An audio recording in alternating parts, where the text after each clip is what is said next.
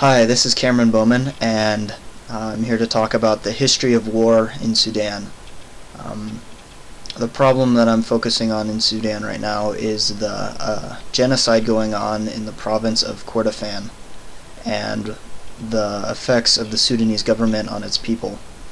Now, to fully understand why this genocide is taking place and why so much war has happened in the country of Sudan, we must first understand the background of the country. So, Sudan received its independence in 1956 from England. Since that time, it has had two really horrible civil wars. It has had genocide in Darfur, and it has also had now genocide in Kordofan. And the reason for this is, to put it blatantly, hatred. The people in North Sudan differ racially, religiously, socially than the people in the South, and almost all of their conflicts have been caused because of this difference. So the people in the North, they are majority Muslim. They follow Islam. Ethnically, majority of them are also Arab. They can trace their roots back to the Middle East, and their society and their government is based upon Islamic values, Islamic law. Now, the people in the South, they are majority Native Africans. They are black. However, there are black Muslims in Sudan as well.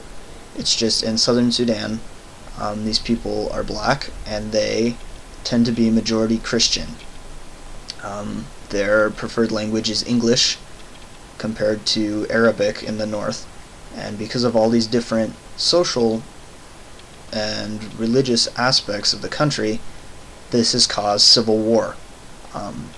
People killing each other just because the north trying to impose itself on the south, trying to make them Muslim, and the south wanting to be Christian. Now, the Civil War, a peace agreement was signed a couple years back, which created the countries of Sudan and South Sudan. And I'll show you a picture of that right now. So that's a little bit of geography of the country of Sudan. You can see clearly the border where North Sudan ends and South Sudan starts. Now, the problem I've been discussing in these videos is the genocide taking place in the Kordofan province. And the history behind this is that the people living in this province, the Kordofan province, allied themselves with the South Sudanese government during the civil wars. They are black people. They are majority Christian. They are their tribe or their people is the Nuba people, and they are very different from the Islamic regime that resides in the north. So because they allied themselves with the south, they are still considered enemies to the north.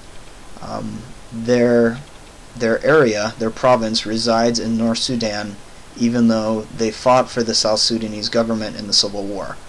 So you can see what kind of problems this would cause. Also, a big problem in the history of the Sudanese people is their president, President Omar al-Bashir. He has committed some heinous crimes against humanity during his lifetime and during his presidential term.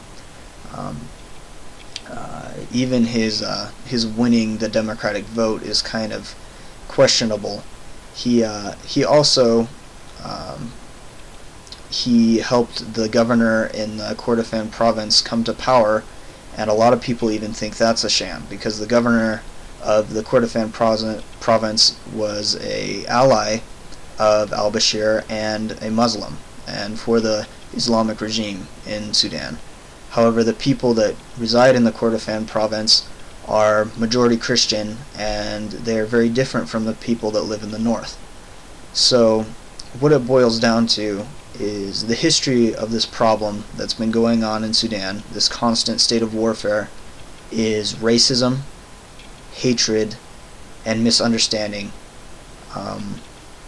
You can see this in pretty much any country that's ever existed.